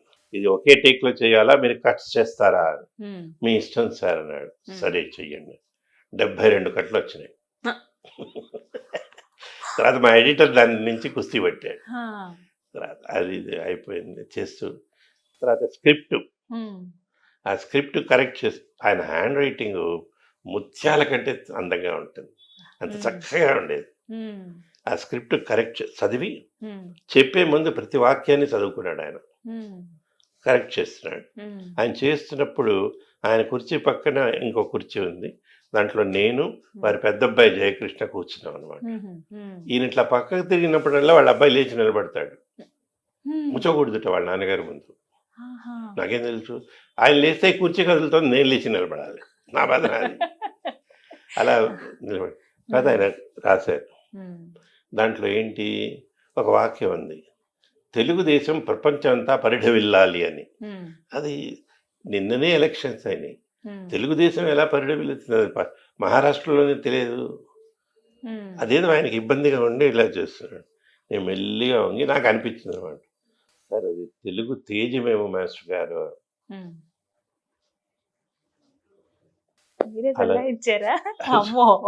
ఒకసారి కూడా అంటే ఆప్యాయంగానే ఆ చూపు అది అలా వచ్చేసి. అదొకటి. వేరే సందర్భంలో ఏంటంటే యాన్యువల్ ఫారెస్ట్ డే అని వస్తుందండి, అంటే అటవీ సంపదని పెంచుకోవాలి, దానికి ముఖ్యమంత్రి గారు సందేశం ఇవ్వాలి. అది రికార్డ్ చేయడానికి వెళ్ళాం. ఆయన దీనికి సెక్రటేరియట్కి రెడీ అయ్యి వచ్చారు ఆయన. సరే పలకరింపులన్నీ అయిపోయిన తర్వాత స్క్రిప్ట్ తీసుకున్నారు. ఫస్ట్ వాక్యం ఏంటంటే, సూకరం అడవి జంతువు, దాన్ని మనం కాపాడాలి అని రాసింది. సూకరం అంటే పంది సార్, అది అడవి జంతువు. అడవి పంది వేరు, మామూలు పందిని అడవి జంతువు అంటే ఎట్లా, అది చెప్పే ధైర్యం ఏది, ఎవడు చదువుతాడు. అప్పుడు ఏంటంటే ఆయన పక్కన నిలబడి మా పర్వతాలరావు గారని ఆయన పిఆర్ ఒక ఆయన ఉండేవారు, మీరు పాపం వెళ్ళిపోయారు, బండారు పర్వతాలరావు గారని. ఆయనకి సైగ చేసాం అనమాట, సార్ ఇట్లా. లక్కీగా అప్పుడు ఏంటంటే ఏదో బ్రేక్ వచ్చే రామారావు మేము మళ్ళీ చేస్తాం అని లేచి వెళ్ళారు ఆయన. అయ్యా సూకరం అని రాశారు గురువు గారు చూడండి, చెప్పాం సార్ సూకరం అని చెప్తే అవును మారుద్దాం అని మార్చి ఆయన చెప్తే అర్థం చేసుకునేవాడు. అంటే అలా అది ఉండేది. జ్ఞాపకాలు సార్, నిజంగా ఒక రోజు సరిపోదు మీతో మాట్లాడితే, ఇన్నేళ్ల అనుభవాన్ని జీవితం కదా. ఏదైనా సందర్భంలో మీరు ఇబ్బంది పడ్డారా, బాధపడ్డారా, అరే ఎందుకు ఇలా జరిగిందే అన్న? ఒకసారి మటుకు తెలియకుండా ఒక పొరపాటు జరిగింది. అదేమైందంటే మాకు మీకు చెప్పాక టెలిప్రాంప్టర్ ఉండేది కాదని, కాగితం చూసి చదవాలి. అప్పట్లో ఏమయ్యేదంటే చదువుతున్నప్పుడు ఏదైనా ఐటమ్ చివర్లో వచ్చేది. ఇప్పుడంటే బ్రేకింగ్ న్యూస్ అని టక్కన వేసేస్తారు, అప్పుడు లేదు. అప్పుడు కాగితం తెచ్చిచ్చేవారు, ఇచ్చిన కాగితం ఇలా తీసుకుని ఇప్పుడే అందిన వార్త అని చదివేవాళ్ళు. అప్పుడు ఏంటంటే సరిగ్గా మాకు ఎదురుగుండా చెప్పటానికి ఫ్లోర్ మేనేజర్ అని ఒక అబ్బాయి ఉంటాడు. నా అదృష్టం కొద్దీ అతనికి తెలుగు రాదు, ఉర్దూ అబ్బాయి. వీళ్ళు ప్యానెల్ మీద నుంచి ఆ రోజు ఐటమ్ రాసి పంపించారు. అదేంటి, అంతకు ముందు చదివిన ఐటము, ఆ చదివిన ఐటమ్ టైప్ అయి ఉంటుంది. అది మామూలుగా ఇట్లా చూసి చదివేశాను, బులెటిన్లో వెళ్ళిపోయింది. అది వాళ్ళు రాయటానికి ఇది లేక, పేపర్ దొరక్క అర్జెంటుగా దాన్ని వెనక్కి తిప్పి రాశారు. మన వాడికేమో ఏది తెలుగు ఏది చెప్పారో తెలియదు, ఇటు తిప్పి ఈ కాగితం ఇచ్చాడు. నేను చాలా స్టైల్గా, అంటే నేను స్టైల్ అని అనుకున్నాను అనుకోండి, అది ఇలా తీసుకొని ఇప్పుడే అందిన వార్త అని చదివాను. అదేంటి, ఆల్రెడీ జూలో ఒక అరుదైన జంతువు ఆ రోజు చచ్చిపోయింది, అది మళ్ళీ రెండోసారి చంపాను దాన్ని. ఆ, చంపేసి అక్కడ పెట్టేశారు. అయిపోయింది అయ్యో. వార్త. ఇంత లోపల ఆ జూ డైరెక్టర్, మా డైరెక్టర్ ఫోన్ చేసి, సార్ శాంతి స్వరూప్ దీన్ని రెండోసారి చంపేశాడు సార్ అని. ఏం చేయాలో తోచలా. అయిపోయిన తర్వాత ఆయన ఫోన్ చేసి, ఏంటిది ఇది, అసలు సంగతి ఏంటి, ఆ కాగితం వెనకాల వీళ్ళు తెలుగులో రాశారు. అదేంటి, నిజానికి ఎన్టీ రామారావు గారి శ్రీమతి బసవతారకం మరణించింది. అయ్యో, ఆ వార్త ఎలా? అప్పటికి తెలుగు వార్తలు అయిపోయినాయి, ఉర్దూ వార్తలు అసలు వెంటనే ఉర్దూలో రాయించి పంపించి, తర్వాత దీన్ని వీళ్ళు కంప్యూటర్లో వేరే కొట్టి, సో ఇలా తప్పులు దొరుకుతాయి. అది మన తలుచుకో- మన కాకపోయినా మిగతా వాళ్ళ వల్ల కూడా ఇలా జరుగుతుంటాయి. అది బాధ అనిపించింది తర్వాత. అయ్యో తప్పు కదా. ఎంతసేపు సార్? 15 minutes ఉండేది కదా. ఆ, 15 నిమిషాలకి మీరు ఎంతసేపు ఇవన్నీ చూసుకుని ప్రిపేర్ అయ్యా. ప్రిపరేషన్ అంతా ఎలా ఉండేది? ఒక 2-3 గంటలు పట్టేది. ఉమ్, అంటే ముందు ఐటమ్స్ వస్తాయి, ఆ తర్వాత వచ్చిన ఐటమ్స్లో ముందు వచ్చినవి ఉండవు, ఉమ్, ఏది ముఖ్యమో అది పెట్టి ఇచ్చేవాడు. శాంతి స్వరూప్ గారు కేవలం న్యూస్ రీడర్ గానే కాదు, ఒక నటుడిగా కూడా మా అందరికి పరిచయం అయ్యే అవకాశం ఒకటి తప్పిపోయిందని విన్నాము. ఆ, ఏంటి సార్ అది? సినిమా కూడా చేశారు కానీ సినిమా రిలీజ్ అవ్వలేదని విన్నాము. రిలీజ్ కాల. ఉమ్, అంటే ఒకటి కాదు, 2 సినిమాలు అబ్బో. ఉమ్, మా స్నేహితులే ప్రొడ్యూస్ చేశారు, వేషం వేసాం. ఉమ్, కర్పూర శిల్పం అని ఒకటి, ఉమ్, కొత్త బొమ్మలు అని ఒకటి. ఉహుం, షూటింగ్ అయిపోయింది. ఆ షూటింగ్ అంతా కూడా గోదావరి జిల్లాలోనే జరిగింది. ఉమ్, మండపేట, పసివేదల, ఉమ్. రావులపాలెం, ఓ, తూర్పు. తర్వాత ఉమ్. ఇంకా అక్కడ వాళ్ళ ఆతిథ్యం తలుచుకుంటే ఇప్పటికీ ఆకలేస్తుంది, అంత బాగుంది అనమాట. ఉమ్. వాళ్ళు అసలు కదలనివ్వరు. ప్రేమగా, అవును. అయితే షూటింగ్ చేసి తీసుకొచ్చారు. ఒక దాంట్లో అయితే ప్రభ గారు హీరోయిన్ వేసింది. ఓ. సురేష్ అని చెప్పి ఇప్పుడు పెద్ద రోల్స్ వేస్తున్నాడు, అవును, తను వేశాడు. ఉమ్, అంతా బాగానే ఉంది, అంతా అయ్యేది కూడా. చివరికి వచ్చేటప్పటికి డైరెక్టర్, ప్రొడ్యూసర్ కొంచెం అభిప్రాయ భేదాలు వచ్చి ఆపేశారు. అయ్యో, అందుకు సినిమా అయిపోయింది. ఆగి. ఒకటి ఇంకొక సినిమా సార్ మరి? ఇంకోటి ఏంటంటే ప్రొడక్షన్ ఇదైపోతే ఆ ప్రొడ్యూసర్ మరి తను నేను తీస్తానని ఆయనే డైరెక్ట్ చేశాడు మెడ్రాస్లో. ఉమ్, ఆ ఉన్న టీంలో నన్ను ఒకనే మెడ్రాస్ తీసుకెళ్ళి షూటింగ్ చేశాడు. ఉమ్, చివరాఖరిలో మళ్ళీ దానికి సరిపోక. ఉమ్. అప్పుడు నేను అర్థం చేసుకుంది ఏంటంటే, విధి మనకి అటు కాదు, ఇది దారి అని చూపించింది. ఉమ్. సరిగా ఈ జన్మకి ఇలా కానివ్వండి ఒకవేళ సినిమాలు రిలీజ్ అయ్యి ఉంటే ఇంక పూర్తిగా సినిమాల వైపే ఉండేవారా? అని అనుకుంటున్నా. ఉమ్, అప్పుడు ఇలా ఈ అవకాశం ఉండేది కాదు. అంటే మిమ్మల్ని కలిసే అవకాశం ఉండేది. అయ్యో, మాకు ఇలా రివర్స్ లో. కానీ అప్పుడు ఇష్టం అవి ఉండేవి సార్ మీకు బాగా ప్యాషనేట్, అంటే ఈ హీరో అంటే ఇష్టం, ఈ సినిమా అంటే ఇష్టం, ఈ హీరోయిన్ అంటే ఇష్టం, అలా ఉండేదా? అబ్బే లేదు, ఆ, మాకు చిన్నప్పటి నుంచి వేరే పిచ్చి ఉంది. ఉమ్, నాటకాలు రాయటం, ఆహా, నాటకాలు వెయ్యటం, ఎన్నో రచనలు కూడా చేశారు. నవలలు రాయేసి, ఉమ్, నాటకాలు కూడా ఆ పేర్లన్నీ కొన్ని గమ్మత్తుగా ఉండేవి. ఉమ్, అంటే మేము అట్లా పెట్టేవాళ్ళం. ఉమ్, ఈ చావు నాది కాదు, ఉమ్, తర్వాత వెన్నెల సెగలు, ఉమ్, నవలలు కూడా అలాగే ఉన్నాయి. ఉమ్. రాతి మేఘం అని రాసాం. ఓ, అంటే పొల్యూషన్ వల్ల వర్షించాల్సిన మేఘం రాయి అయిపోతుందని. ఉమ్, తర్వాత అర్ధాగ్ని అని ఒకటి, ఉమ్, అదేంటంటే సతీ సహగమనానికి వ్యతిరేకంగా, ఉమ్, అది ఏదో సంప్రదాయం అంటున్నారు, చాలా ఘోరం అది, ఉమ్, మన వేదాలు వీటిల్లో కూడా దాన్ని వక్రీకరించారు ఉమ్, అని చెప్పి అలా వాటిని రాయటం. ఉమ్, తర్వాత అన్నిటికంటే క్రేజ్ అని ఒక నవల రాయించారు, ఉమ్. అది క్రికెట్ మీద. ఓ, ఇవాళ ఏదైతే మ్యాచ్ ఫిక్సింగ్ తర్వాత ఇవన్నీ ఇవన్నీ 1986లో ఆంధ్రభూమిలో వరుసగా సీరియల్స్గా వచ్చినాయి. హా, అవన్నీ వేసాం అప్పుడే అప్పుడు. ముందుగానే ఊహించి రాసేసారు. ఆ, ఉమ్, చేసి ఉమ్. అలా నాటకాలు. అందువల్ల ఏంటంటే ఈ సినిమాల గురించి పెద్దగా ఇది లేదు, కానీ సినిమాలు టీవీలోనే చూసేవాడు, థియేటర్కి వెళ్ళటం కాదు. ఇప్పటికీ వెళ్తారా సార్? ఇప్పటికీ వెళ్ళను, చూస్తాను. అంతే, ఆ. అది కూడా ఇంట్లో టీవీలో చూస్తాను, బాధపడతాను, అవునా? తిట్టుకుంటాను, అంటే వాళ్ళకి వినపడదు కాబట్టి తిడతాను. అంటే మంచి కథతోటి ప్రారంభం అవుతుంది, ఉమ్, తర్వాత చివరికి ముగింపు చాలా ఏళనగా నవ్వులాటగా అవుతుంది. అది ఎందుకు అలా చేస్తారనేది నాకు తెలియదు. ఉమ్, మధ్యలో సందర్భం ఉన్నా లేకపోయినా ఏదో పిచ్చి సాంగ్ పెట్టి ఐటమ్ సాంగ్ అంటారు, లేకపోతే దానికి స్పెషల్ సాంగ్ అంటారు. నువ్వు ఏ పేరైనా పెట్టు, ఉమ్, అదే బూతు. అది కాస్త- సినిమా కథ బాగుండి, ఉమ్, అంటే ఇప్పుడు కొత్తగా జరుగుతున్నది ఏంటంటే కొత్త తరం వాళ్ళు ఉమ్, కొత్త కథలతోటి వస్తున్నారు. అవును సార్. అవి మనకి రోజు నిత్య మారింది. జీవితంలో జరిగేటువంటి సంఘటనలు వస్తున్నాయి, ఉమ్, కానీ వాళ్ళు కూడా ఇంకా బాగా వాటిని మధించాలి. రంగరించి రంగరించి. వేస్తున్నారు కానీ. ఉమ్, అలాగే మన టీవీ కూడా ప్రజలకి ఏది చెప్పాలో అది కాక దానికి మిగతా సంబంధించిన వ్యాఖ్యానాలు అందిస్తున్నాయి. వెతుక్కోవాల్సి వస్తుంది. నేను ఆశించేది ఏంటంటే ఇది చాలా చాలా ప్రభావవంతమైనటువంటి మాధ్యమం. 10 సార్లు చెప్పినా అర్థం కాని విషయం ఒక్కసారి చూపిస్తే అర్థమవుతుంది, తెలిసిపోతుంది. ఇది మనకి గత 2 ఏళ్లలో చాలా కరోనా గురించి ఒకసారి టీవీలో చెప్పిన ప్రభావం, ఇన్ని కోట్ల మంది వెళ్ళి వ్యాక్సినేషన్ తీసుకోగలిగారు. మొదట్లో ఇస్తే ఊరి నుంచి పారిపోయారు జనం. అలాంటిది ఇవన్నీ చూపించి చేయటం వల్ల పెరిగి ఈ మాధ్యమం యొక్క గొప్పతనం అది. ఈ మాధ్యమాన్ని మనం ప్రజల సంక్షేమానికి వాడుకోవాలి. అంటే మనకి అసలు బోరు కొట్టచ్చు మనకి, ఎందుకంటే వినోదము విలాసము దీనివల్ల అన్నిటికీ అవసరం అయిపోయి అలవాటు అయిపోయి, అందువల్ల అంటే చాలా మంది నన్ను ప్రశ్న అడుగుతారు, దూరదర్శన్ తక్కిన ఛానల్స్ లాగా ఎందుకు ఇదవ్వట్లేదు అని. ఇదే ప్రధాన కారణం. ట్రెండ్కి తగ్గట్టుగా ఎందుకు లేదు అని అంటారా? అంటే తక్కిన ఛానల్స్కి వినోదము ప్రజలకి సంచలనం కలిగించటం ప్రధాన లక్ష్యం. వాటికి అది వ్యాపారం. వాళ్ళు కోట్లు పెట్టి ఛానల్ పెట్టారు, అది నిలబడాలంటే డబ్బులు రావాలి. ఆ డబ్బులు రావాలంటే వీళ్ళకి ఇష్టమైనవి చూపిస్తారు. వీళ్ళకి ఇష్టమైన కష్టాలు అందరికీ ఉంటాయి. వీడి కష్టాలు మర్చిపోవటానికి అదొక విధమైన మొత్తం ఓ సినిమా పాటలు, సినిమా కథలు, సినిమా తారలతో టీవీ చేయటం నేను తప్పంటల్లా. అలా వాళ్ళని డైవర్ట్ చేస్తారు. ఈ వ్యవస్థ అలాంటిది కాదు.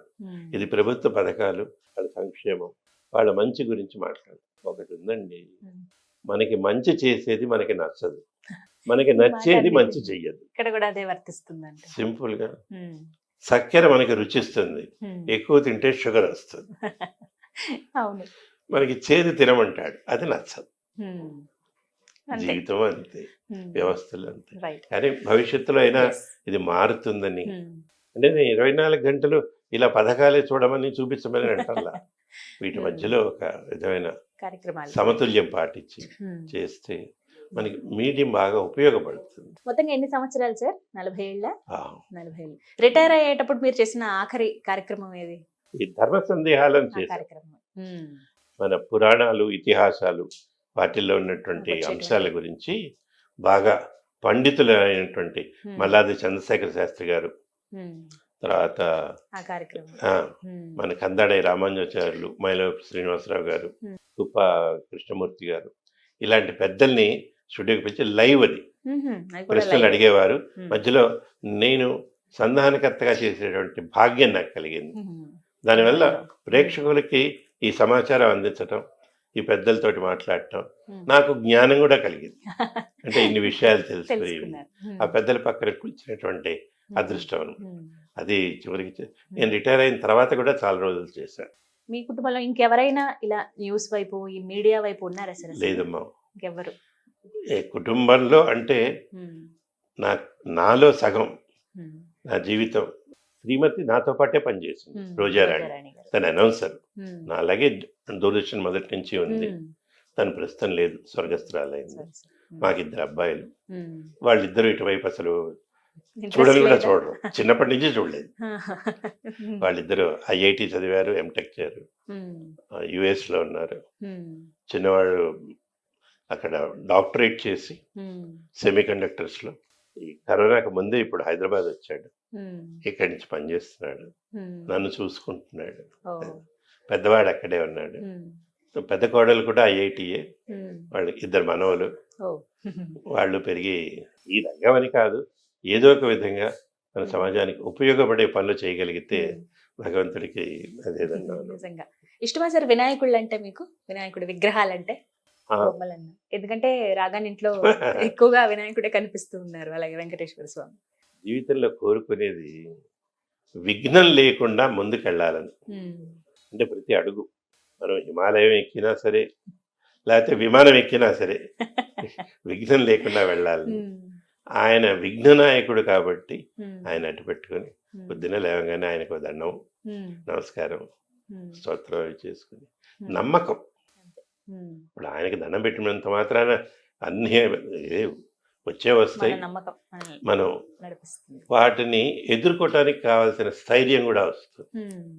అంటే ఆయన కథలు మనం వింటే ఆయనకే కష్టాలు వచ్చినాయి కదా పాపం. అవును. గణనాథుడిగా కావాలంటే వాళ్ళ అన్నయ్యతోటి పోటీ పడమన్నాడు. ఆయనేమో నెమలికి పరిగెత్తాడు, ఈయనకేమో ఉన్నది ఎలక. అంటే అన్ని అర్థం చేసుకుంటే అవును. అలాగే ఇష్టం అన్నమాట. అంటే ఈ పూజలు, సంస్కృతి ఇవన్నీ కూడా మనకి మూఢనమ్మకాల వైపు కాకుండా మన జీవితాన్ని మామూలుగా అర్థం చేసుకోవటానికి ఉపయోగపడుతుంది. ఇప్పుడు ఎవరైనా ఏదైనా కార్యక్రమానికి పిలిస్తే వెళ్తారా సార్? బయటికి వెళ్తున్నారా అసలు? ఈ మధ్య తగ్గించాను, మామూలుగా వెళ్ళేవాడిని, వెళ్ళి మాట్లాడి ఎన్నో అవార్డ్స్ కూడా చూస్తున్నారు. అయితే వాటిల్లో కూడా అమ్మ తల్లి ఈ కాలుష్యం బాగా చేరింది. ఎలా అంటే ఒక్కొక్కసారి పిలిచి 30 మందికి 40 మందికి స్టేజ్ మీద ఈ పురస్కారాలు అందజేస్తారు. ఇస్తున్న వాడికి ఎందుకు ఇస్తున్నాడో తెలియదు, తీసుకుంటున్న వాడికి ఎందుకు తీసుకుంటున్నాడో తెలియదు. జరిగేది ఏంటి అంటే ఆ కార్యక్రమం నిర్వహించిన వాడికి అది పైకి కనపడేటువంటి కళాసేవ, వాళ్ళు నిర్వహించేటువంటి కళా వ్యాపారం. మిమ్మల్ని పిలుస్తారు, మీకు అవార్డు ఇస్తాము, ఇంత పే చేయండి. నేను అంటే ఇది నేను ఎవరిని ఎక్కిరించట్లేదు. అలా తీసుకున్న వాళ్ళని ఒకళ్ళిద్దరిని ఆ తర్వాత వేరే సందర్భంగా కలిశారు. నమస్కారం అండి అంటే, అమ్మ మీరు డబ్బులు ఇచ్చారా? ఇచ్చాను సార్. అయ్యో పర్వాలేదండి, వాళ్ళు తీసుకుంటే తీసుకున్నారు, అవార్డు ఇచ్చారు కదా. వాళ్ళ అమాయకత్వానికి నేను ఇచ్చే అంటే వాళ్ళ ఆనందం అది. అంటే నిజానికి మామూలు గృహస్థులను ఎవడు పిలిచి అవార్డు ఇవ్వడు, ఇచ్చారు కాబట్టి వాళ్ళ ఆనందం. కానీ వాళ్ళకి తెలియకుండా ఒక పొరపాటు పదంలో నడిచేటువంటి ప్రక్రియకి తోడ్పడుతున్నారు. ఇప్పుడు ఇది ఎలా ఉంటుందంటే, ఇంట్లో మేము మొక్కలు పెంచామండి, దాంట్లో గంజాయి మొక్క ఉందని తెలియదు కానీ రోజు నీళ్లు పోస్తున్నామండి. మీరు మాట్లాడుతుంటే సార్ మీ వాయిస్ ఇప్పటికీ ఇంకా ఆ ఫ్రెష్నెస్ అలాగే ఉంది. అయ్యో అది మీ అభిమానం. నిజంగా అంటే ఏమైనా స్పెషల్ గా మీరు కాపాడుకునే వాళ్ళ అప్పుడు న్యూస్ చదివే టైంలో? అరవకుండా ఉండేవాడి కామ్గా తెలుగు వాళ్ళం కదా. ఆ అరవం అంటున్నారా? తమిళ్ కాదు, తెలుగు వాళ్ళం. తెలుగు వాళ్ళం. ఓకే, అంటే ఎంతైనా కొంచెం కేర్ అయితే ఉండాల్సిందేనా? మీరు ఒక్కలే ఉండేవాళ్ళు కదా సార్ కొన్ని సంవత్సరాల పాటు. క్యాజువల్స్ కొంతమంది ఉన్నా కూడా మీరు లీవులు పెట్టినప్పుడు వాళ్ళ అప్పుడు ఏంటి మరి పరిస్థితి? అంటే ఈ క్యాజువల్స్ ఉన్నారుగా, వాళ్ళు రిప్లేస్ పెద్ద ప్యానెల్ ఉంటుంది. ఎప్పుడన్నా మీరు ఇలా లీవ్ పెట్టిన సందర్భం ఉందా? ఎక్కువ రోజులు? ఎక్కువ రోజులు లేవు. అంటే పెళ్లికి పెట్టాను, తర్వాత బయటికి వెళ్ళినప్పుడు పెట్టాను. మిగతా రోజుల్లో ఒక్కొక్క రోజు అయితే చివరికి 6:30 దాకా బయట ఉండి వెళ్ళి గబుక్కున న్యూస్ చదివిన సందర్భాలు ఉన్నాయి. అంటే అది ఇప్పుడు కాబట్టి చెప్పాను, అప్పుడు చెబితే నాకు మెమో ఇచ్చేవాడు. అలా జరిగేది. ఆఖరి రోజు ఇంకా రిటైర్ అయిపోతున్నాను, ఇంకా ఇవాళతో దూరదర్శన్తో సంబంధం లేదు అని అనుకున్న ఆ క్షణాలు ఏంటి? ఏం చెప్తారు? ఎలా అనిపించాయి అసలు? నేను జనవరిలో పుట్టాను కాబట్టి జనవరి ఇదవుతుంది, రిటైర్ అయిపోయే టైం జనవరి 31. వాళ్ళు ఆ రోజు కార్యక్రమం చేసి నాకు తెలుసు రిటైర్ అవుతామని, కానీ అప్పుడు ఈ ధర్మ సందేహాలు ఇంకా జరుగుతుంది. ఇంకా తర్వాత కూడా వీళ్ళు ఆ రోజు కార్యక్రమం చేస్తాం రండి అన్నాడు, నేను రాను. నాకు అంటే ఆ సంస్థతోటి ఉన్న అనుబంధం వేరు. దూరదర్శన్ మొదలైనప్పుడు మేము ఇద్దరం వచ్చాం సంస్థలోకి. ఇవాళ నేను ఒక్కనే రావాలి అంటే అప్పటికి డైరెక్టర్ అయిన అబ్బాయి వీళ్ళందరూ కూడా నా తర్వాత వచ్చిన వాళ్ళు ఆత్మీయంగా నువ్వు అన్నీ ఏర్పాటు చేశాను, నువ్వు వచ్చేసి వెళ్ళిపోయాడు, వదిలేసాయి నన్ను. వెళ్ళాల కార్యక్రమానికి అటెండ్ అవ్వలేదు, కానీ మీకు అనిపించింది ఏంటి? ఏమనిపించింది ఇంకా అక్కడి నుంచి బయటకు వచ్చేటప్పుడు? నేను దాన్ని వదిలేశాను అని నాకు అనిపించలేదు. అది కొంత మటుకు నా భ్రమే.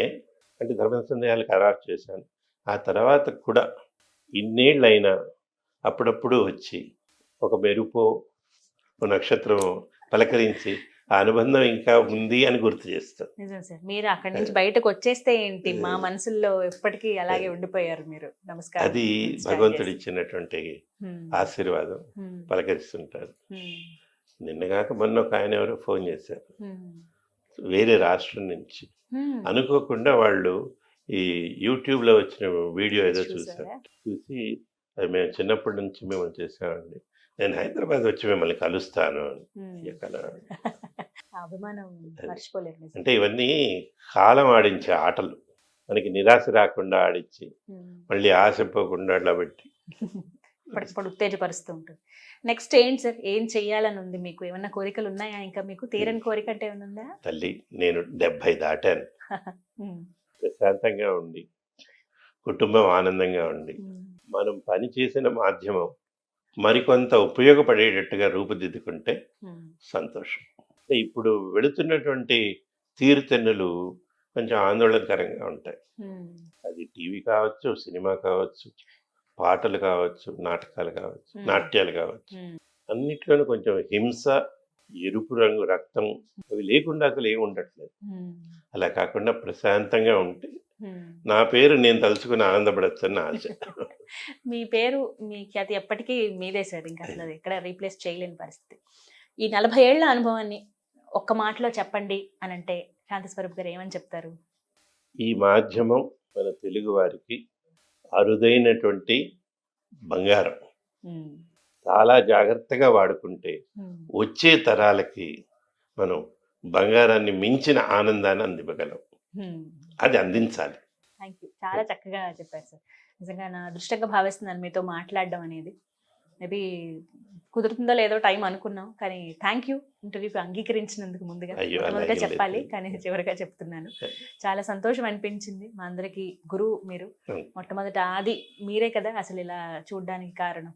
గీతాంజలి గారు, మీ ద్వారా మన సుమన్ టీవీ ప్రేక్షకులందరికీ నేను హృదయపూర్వక ధన్యవాదాలు చెప్తూ, ఇలా పలకరించిన ప్రతిసారి నాకు అమృతం తీయగా ఉంటుందో లేదో తెలియదు, తేనె తీయగా ఉంటుందో లేదో తెలియదు, అమ్మ మాట అంత తీయగా ఉన్నాయి పలకరింపులు. అది ఎప్పటికీ ఆనందం. చాలా చాలా సంతోషం. ధన్యవాదాలు. Thank you so much sir. నమస్కారం. సుమన్ టీవీలో మీ పర్సనల్ అండ్ బిజినెస్ ప్రమోషన్స్ కోసం కింది నెంబర్కి కాంటాక్ట్ చేయండి.